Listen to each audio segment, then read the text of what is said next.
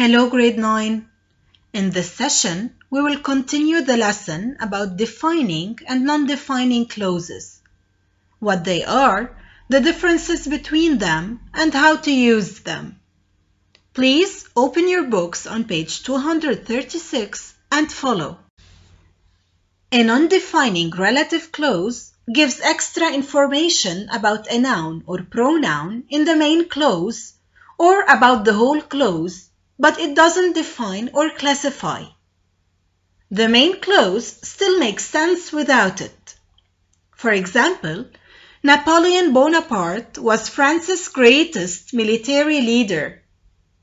When we add the extra information, Napoleon Bonaparte was born in Corsica, we have Napoleon Bonaparte, who was born in Corsica, was France's greatest military leader. Here, the sentence still makes sense without the extra information. We can also use non-defining relative clauses to show consecutive actions. For example, Heskey passed the ball to Owen, who scored a magnificent goal. We always use a relative pronoun, such as which, who, to introduce non-defining relative clauses. For example, we can't say, last year's winner presented the cup each holder keeps for the year. But we can say, last year's winner presented the cup which each holder keeps for the year. Defining or non-defining relative clause. Let's compare. Defining. The natives who traded with the settlers retained their land. This answers the question, which natives retained their land? The answer is the ones who traded with the settlers. It identifies or defines particular natives, and this means that some of the natives probably didn't trade with the settlers and therefore lost their land.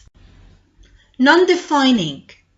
The natives who traded with the settlers retained their land. The sentence means the natives retained their land. It doesn't identify particular natives, so it means that all the natives retained their land. In written English, the use of commas shows these differences. In non-defining clauses, we use a comma to separate the relative clause from the rest of the sentence. In defining relative clauses, we don't use commas at all. The use of commas also reflects the way we say the two types of relative clause. In defining relative clauses, there is no pause between the main clause and the relative clause.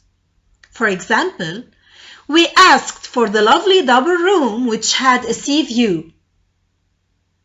Although we don't often use non-defining relative clauses in speech, when we do, there is usually a falling intonation at the end of the main clause.